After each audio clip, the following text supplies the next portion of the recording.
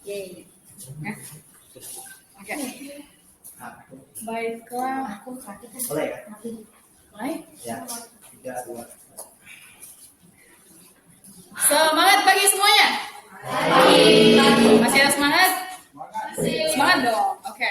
Pada kesempatan ini, izinkan kami kelompok 2 untuk mempresentasikan hasil diskusi kelompok kami terkait dengan topik yang sedang kita bahas mengenai bagaimana teori pembelajaran tersebut bisa kita aplikasikan dalam proses pembelajaran saya, Charlene Sterliwaro, kemudian ada Acia Ramada Evin Hasan dan Lydia Mega Barangito. Oke. Kami akan membahas terlebih dahulu, hanya ada 3 slide yang kami persiapkan. Yang pertama adalah tentang teori, latar belakangnya, kemudian slide ke-2 dan ketiga akan membahas tentang pendapat dari kelompok kami terkait dengan materi. Yang pertama, jika tulisannya terlalu kecil, mungkin teman-teman bisa lihat nanti di file yang akan kami share. Di sini berbicara tentang tiga landasan teori, di mana yang pertama adalah berkaitan dengan developmental appropriate practice, di mana menekankan pada bagaimana proses perkembangan peserta didik tersebut harus menjadi landasan, harus menjadi dasar bagi pengajar, bagi teman-teman dan saya juga sebagai pendidik dalam satu kelas untuk menentukan seperti apa approach yang harus saya lakukan bagi peserta didik ini. Contoh yang sangat sederhana, kalau teman-teman kemarin sempat baca buku yang Prof kirim di WhatsApp itu, mulai dari halaman 10 sampai halaman 15 atau 16, berbicara tentang bagaimana, ini salah satu contoh saja ya, bagaimana perkembangan acquiring language-nya dari seorang anak, dari mungkin teman-teman dan saya waktu kita masih kecil.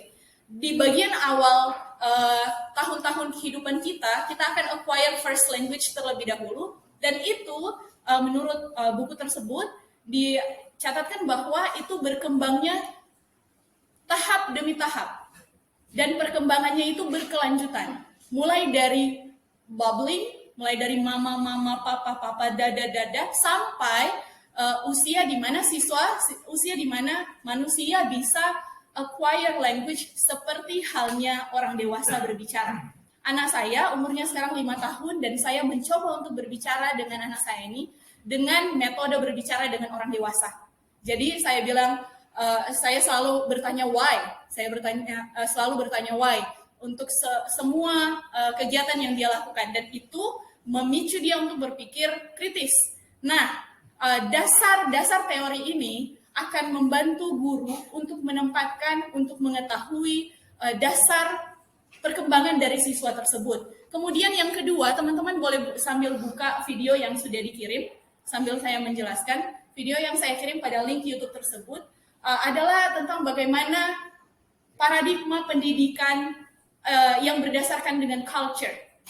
Nah, culture yang kita hadapi saat ini, di mana kita adalah orang Indonesia, Asian culture, punya banyak perbedaan dengan bagaimana peserta didik di Western culture belajar. Contoh yang paling nyata kita lihat adalah tingkat kesadaran untuk belajar, tingkat kemandirian untuk belajar. Nah, kalau kita lihat contoh yang kami share di grup, kalau teman-teman lihat video itu adalah video Jackie Chan. Mungkin kita semua sudah kenal ya. Jackie Chan ini dia menceritakan pengalamannya bagaimana perbedaan culture di waktu dia berusia sekolah dibandingkan dengan culture anaknya, yang katanya kalau dia itu bertemu dengan orang tuanya pulang sekolah harus menunduk berapa derajat itu, kemudian menyalami orang tuanya, dengan demikian rasa tanggung jawab. Kemudian di sekolah katanya kalau masih salah dipukul. Ini bukan untuk mendukung kekerasan dalam sekolah ya, tapi ini mau mengangkat metode disiplin dari culture yang beliau punya.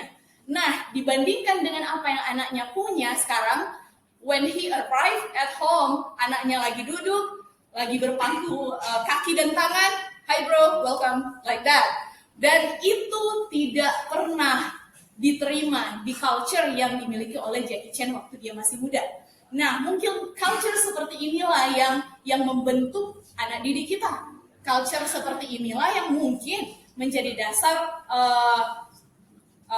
kebudayaan yang dimiliki oleh peserta didik yang nanti kita hadapi di sekolah. Nah, peserta didik dan guru harus saling mengetahui latar belakang.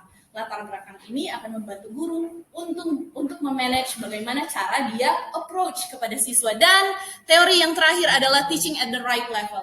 Yang ini sebelum seperti yang disampaikan oleh kelompok sebelumnya, di mana kita harus memperhatikan at the right levelnya itu seperti apa, seperti pembahasan tentang fase-fase tersebut. Kapan fase yang tepat kita untuk mengajarkan tenses? Bukan saat bayi itu berbicara baba-baba dada-dada. Tidak mungkin diajarkan pada saat itu.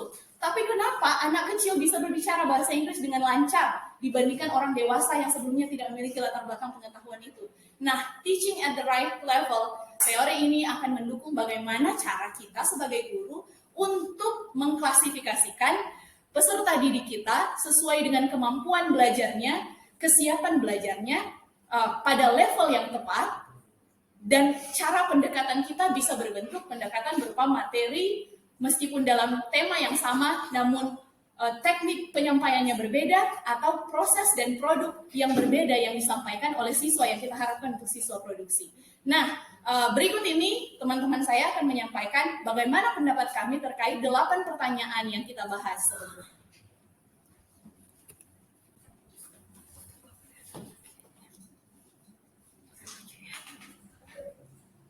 Oke, selanjutnya apa yang dimaksud dengan teaching at the right level? Teaching at the right level itu pencapaiannya gini. Kamu mengajar otomatis mengetahui seluk-beluk identitas siswa kamu. Pemahamannya, pematerinya, otomatis kita menggunakan approachment atau pendekatan kan. Nah, itu masuk dari pembahasan kita ini. Terus yang kedua,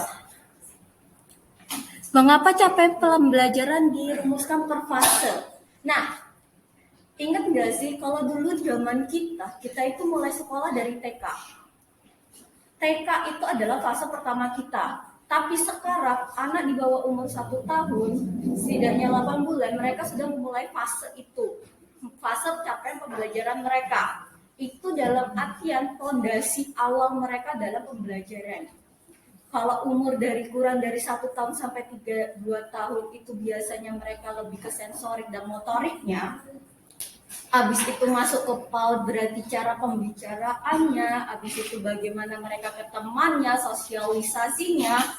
Selanjutnya TK sampai ke atas baru itu masuk ke fase pemahaman pembelajaran itu dari tingkat paling bawah, fondasi paling bawah, grammar, mewarnai, menggunting, lurus atau bergelombang sampai rumus-rumus matematika sulit banget, itu adalah capaian pembelajaran mereka sesuai fase mereka, tingkatan mereka. Ketiga, apa yang Anda pahami tentang capaian pembelajaran? Seperti saya bilang tadi, capaian pembelajaran itu adalah tujuan, apa yang mereka dapatkan, kompetensi apa yang mereka dapatkan dengan cara mereka, kebebasan mereka ini yang kita naungi sekarang. Kita ini sebagai fasilitator, motivator, ataupun pendorong, ataupun tempat wadah mereka itu untuk menggali kemampuan mereka. Asalkan capaian pembelajaran itu tercapai. Meskipun tahapnya sangat panjang, tapi kan kalau meskipun semakin lambat, dia bukan berarti mereka gagal. Tetapi emang tahapnya mereka aja yang lebih panjang dan lebih spesifikasinya. Semakin cepat apakah mereka dapat, yang lambat ini mendapatkannya? Tidak, mereka punya porsinya masing-masing. Selanjutnya yang keempat, mengapa perlu capaian pembelajaran? Nah, seperti saya bilang, kita aja sekarang anak usia 6 bulan, biasanya 8 bulan ya, itu sudah mulai sekolah. Itu lebih ke sensorik, motorik, ataupun nyanyi-nyanyi. Yang penting mereka bisa bersosialisasi, mengerti apa aja. Itu yang mereka capai adalah bagaimana mereka bisa merasa, bersosialisasi, ketawa, gembira, menangis, bagaimana penyatuan emosionalnya. Habis itu ke anak TK, biasanya mereka tuh mulai belajar membaca, mewarnai, menggunting yang biasanya lurus harus mencong-mencong, mereka harus ke zigzag. itu cara mereka. Kalau di SD berarti bisa membaca dan menghitung. SMP kita mulai pemahaman tahap awal. SMA berarti lebih higher, apalagi universitas.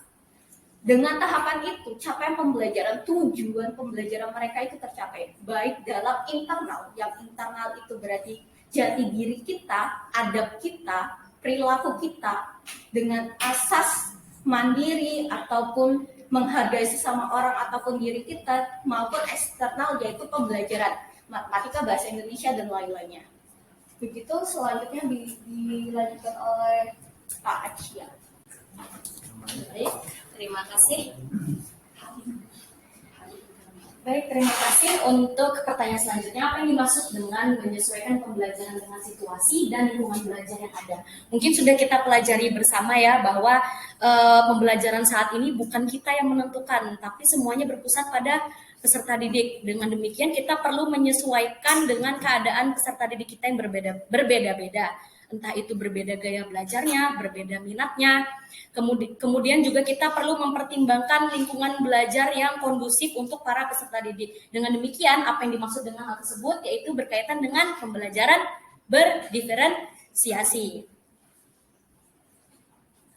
Kemudian yang selanjutnya, apa itu capaian pembelajaran setiap fase? Nah, seperti yang telah dijelaskan oleh Halingga sebelumnya, setiap anak sekarang dikelompokkan berdasarkan fase, mulai dari fase A, B, C, D, sampai F ya, di kelas 12 ya, kelas 12 SMA. Maka setiap perkembangan anak tersebut maka pasti memiliki tujuan pembelajaran yang berbeda. Tidak mungkin dong anak umur 1 tahun tiba-tiba diajarin materi tenses, deskriptif teks, itu sangat tidak mungkin. Maka apa yang dimaksud dengan capaian pembelajaran setiap fase itu adalah capaian pembelajaran atau kompetensi yang seperti kita ketahui ya, kompetensi dasar yang harus dicapai oleh anak pada setiap fasenya. Biasanya itu berkelanjutan. Pernah kan memperhatikan materi SMP sama SMA itu, ini bahasa Inggris ya maksud saya, itu sama kan biasanya, tapi levelnya kompetensinya itu berbeda. Maka itu yang dimaksud dengan setiap fase. Maka kompetensi yang dicapai itu harapannya berkelanjutan. Lanjut. Bagaimana cara membuat capaian pembelajaran? Nah, kalau zaman kita belajar dulu kan, atau mungkin bagi teman-teman yang sudah pernah mengajar, pasti kalian mengejar yang namanya KD ya. Pokoknya 1 semester ini harus sampai KD berapa gitu. Nah, tapi untuk saat ini, untuk kurikulum Merdeka ini, capaian pembelajaran harus menyesuaikan dengan kemampuan awal peserta didik. Nah, jadi kita harus memetakan kemampuan atau kesiapan belajar peserta didik itu, caranya adalah dengan asesmen diagnostik. Nah, nanti kalau sudah dipetakan bagaimana kemampuan awalnya, bagaimana yang pemahamannya rendah, sedang, kemudian yang pemahamannya mahir, maka kita dapat menentukan CP yang sesuai, yang sekiranya dapat kita capai bersama di kelas. Kemudian yang terakhir, bagaimana cara menggunakan capaian pembelajaran tadi dengan prinsip pembelajaran. Nah, tadi sudah kita lakukan asesmen diagnostik untuk pemetaan pemetaan kesiapan belajar siswa. Maka dari hasil tersebut kita dapat memodifikasi proses pembelajaran ya, entah itu memodifikasi menyesuaikan kontennya, misalnya ada anak-anak yang berdasarkan gaya belajarnya berbeda-beda ya, maka kita dapat menyediakan konten yang berbeda-beda pula agar anak dapat belajar secara maksimal. Maka semuanya itu, selain itu juga, selain konten, kita juga dapat memodifikasi proses dan kita memberi kebebasan kepada mereka terkait format penugasan. Misalnya ada anak yang suka menggambar, kita bisa memberikan diferensiasi produk kepada mereka, boleh dalam bentuk video atau mau presentasi langsung atau hanya menulis. Dan juga kita memperhatikan lingkungan belajar mereka agar apa? Agar capaian pembelajaran yang sudah kita tentukan di awal tadi dapat tercapai sesuai targetnya. Maka semuanya ini berkaitan dengan pembelajaran berdiferensiasi. Baik, demikian presentasi dari kelompok kami. Semoga bermanfaat dan bisa menambah pengetahuan kita terkait perkembangan peserta didik. Terima kasih banyak. Semangat mengajar, semangat guru profesional.